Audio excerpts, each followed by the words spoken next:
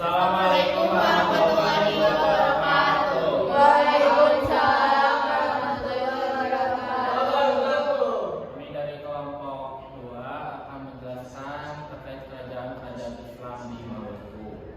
Nah, perlu kita ketahui dulu, Maluku itu adalah penghasil rempah-rempah di Nusantara dan menjadi pusatnya dengan komoditas utama yaitu pala, cengkeh, dan lada. Kemudian ada komoditas lain yaitu yang pertama kelapa, terus ada ikan tuna, kopra, ikan cakalang, rumput laut, kayu besi, beras, bawang merah, daging ayam ras, dan yang lain sebagainya. Nah, kemudian Maluku juga pada saat itu di abad ke-15-an, di abad ke-14 sampai 16 Masehi itu menjadi salah satu pusat perdagangan dunia. Bahkan Aceh pun, kerajaan Aceh, kerajaan Malaka itu mengambil hasil alamnya dari Maluku. Kemudian yang kedua yaitu proses Islamisasi di Maluku. Yang pertama yaitu jalur perdagangan. Nah, para pedagang dari berbagai wilayah seperti dari Arab, Persia, Gujarat, dan Jawa membawa serta ajaran Islam. Terdapat juga para pedagang dari Aceh dan Maluku. Nah, jadi para pedagang itu bukan hanya dari luar Nusantara, tetapi dari Nusantaranya sendiri juga ada, yaitu dari Aceh, dari Malaka, dari Jawa, terus dari daerah-daerah sekitarnya juga. Nah, itu salah satu para pedagang yang berkunjung ke Maluku dan kemudian menyebarkan Islam. Kemudian yang kedua itu jalur pernikahan. Nah, jalur pernikahan ini para pedagang Timur Tengah, kebanyakan dari para pedagang Timur Tengah itu mereka menikahi perempuan-perempuan Maluku. Jadi kan di Islam itu salah satu syarat untuk menikah itu harus satu agama, ya tidak boleh berbeda agama. Nah, dari situlah salah satu syaratnya. Jadi Islam itu baru mereka menikah gitu dari yang Timur Tengah itu. Kemudian selanjutnya ulama dan mubalik yang berperan dalam proses Islamisasi di Maluku. Yang pertama yaitu Syekh Mansur yang berasal dari Persia, kemudian membawa Islam ke daerah Ternate dan Halmahera. Yang kedua yaitu Syekh Yakub yang berasal dari Persia juga, kemudian menyebarkan Islam di Tidore dan Makian. Kemudian Syekh Amir dan Umar sama juga dari Persia, beliau menyebarkan Islam ke daerah Halmahera belakang yaitu di Maba, Patani, dan sekitarnya. Kemudian ada Datuk Maulana Hussein, yaitu seorang pedagang dan mubalik dari Jawa yang tiba di Ternate pada 1465, dan beliau juga melakukan perdagangan di sana dan kemudian menyebarkan agama Islam di Maluku. Nah, jadi kerajaan-kerajaan Islam yang ada di Maluku itu sebenarnya banyak, tapi di sini ada 4 kerajaan besar yang akan kita bahas. Yang pertama yaitu ada Kerajaan Jailolo. Nah, kerajaan ini merupakan kerajaan tertua di Maluku. Kerajaan ini terletak di pesisir utara Pulau Seram dan di sebagian Halmahera.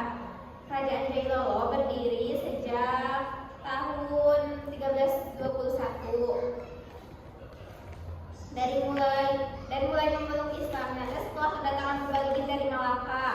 Nah, sebelumnya kerajaan ini bernama Kerajaan Moti dan dipimpin oleh Polano Darajat.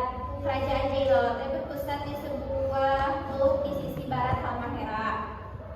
Terus yang menyebabkan keruntuhan kerajaan tersebut pada abad ke-17, Kerajaan Jailolo mengalami keruntuhan dan wilayahnya dibagi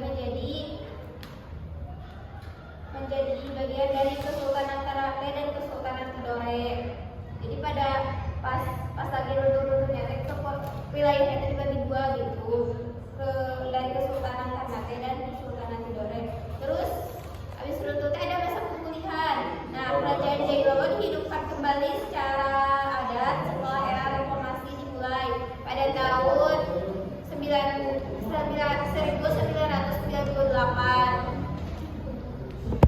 Terus bukti peninggalan Kerajaan Jailolo itu yang tersisa adalah benteng Gamuamo. Terus ada sisa benteng Sitangoli yang fungsinya itu untuk pengamanan dan benteng.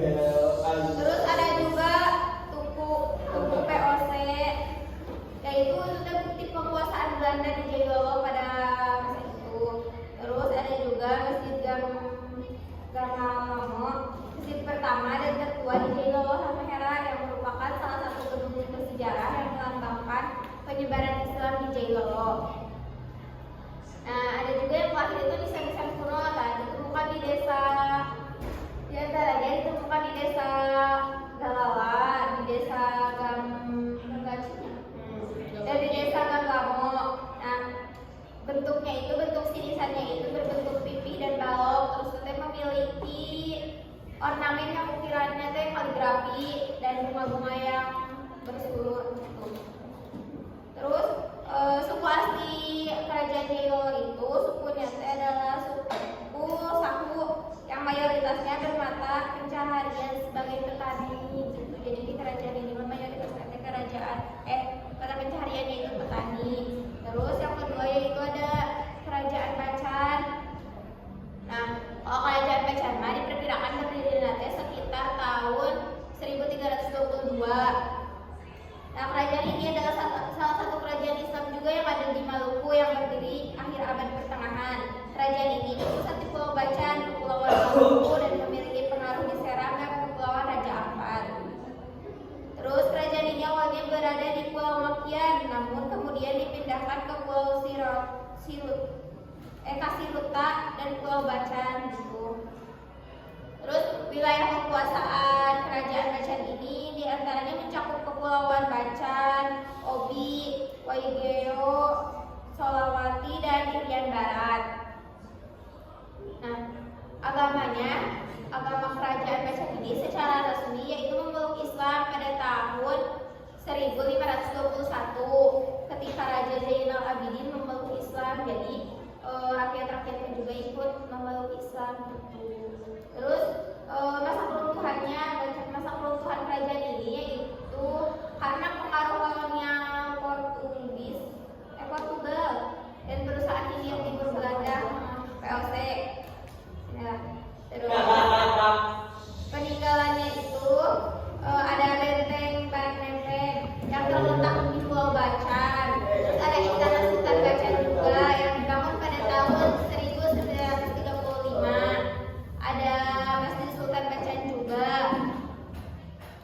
yang dibangun pada 2020.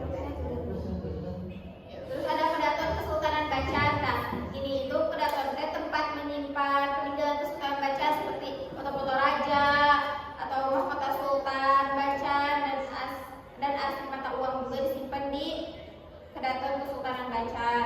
Terus ada juga batu bacan raksasa. Nah, ini batunya ditemukan di desa Palamea, Pulau Kasiratu, Halmahera pada tahun 2014, jadi masih baru lah. Terus yang terakhir itu ada juga bukti peninggalannya itu yaitu makam kuno dan naskah kuno.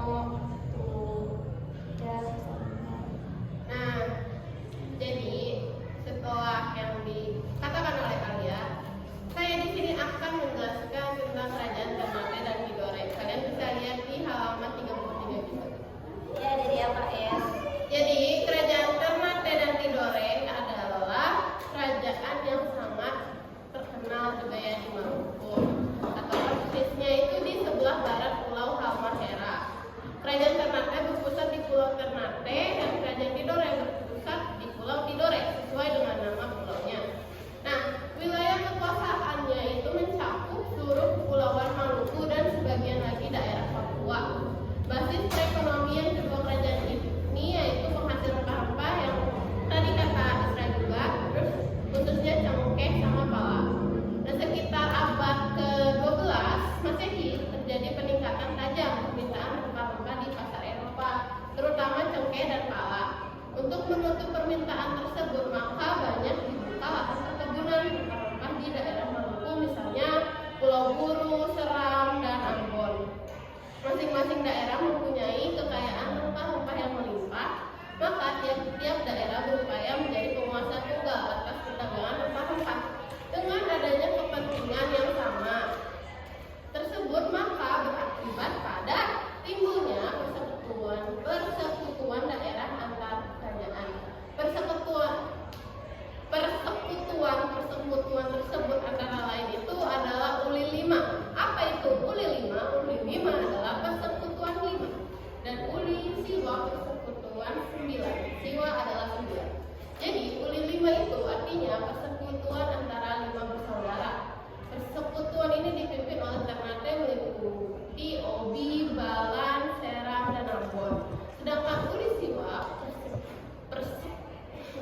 Suku Katulistiwa Persekutuan 9 yang artinya persekutuan antara 9 bersaudara. Wilayahnya antara lain Pulau Tidore, Makian Jailoho atau Halmahera dan pulau-pulau sekitarnya sampai Papua. Kedua persekutuan ini semakin menunjukkan persaingan yang tajam setelah para pedagang asal Eropa datang ke Maluku. Bangsa Eropa tersebut antara lain Portugis melawan ke Ternate, Portugis melewat ke Ternate dan Spanyol datang ke Tidore pada tahun yang sama, yaitu tahun 1512 Masehi. Tujuan kedua bangsa Eropa ini sama, yaitu ingin menguasai seluruh daerah-daerah yang didatangi. Akhirnya, setelah berada lebih kurang 10 tahun berada di Ternate, Portugis bisa menguasai daerah tersebut, bahkan berhasil membangun sebuah benteng yang diberi nama Benteng Sao Paulo. Dengan dibangunnya benteng tersebut muncul berbagai perlawanan, misalnya perlawanan yang dilakukan oleh Sultan Hairun. Ia adalah Raja Ternate yang berkuasa sejak 1559 Masehi. Sultan Hairun sangat tidak setuju dengan kedatangan bangsa Portugis, apalagi dengan keberadaan militer Portugis dan membangun benteng Sao Paulo di Ternate. Mereka diyakini mempunyai niat yang tidak baik terhadap kerajaan Ternate. Sultan Hairun meninggal pada tahun 1570 Masehi karena terbunuh. Dalam catatan sejarah yang dicurigai sebagai dalam pembunuhan adalah para pejabat Portugis. Yang menggantikan kekuasaan Sultan Hairun adalah Sultan Ba'abula.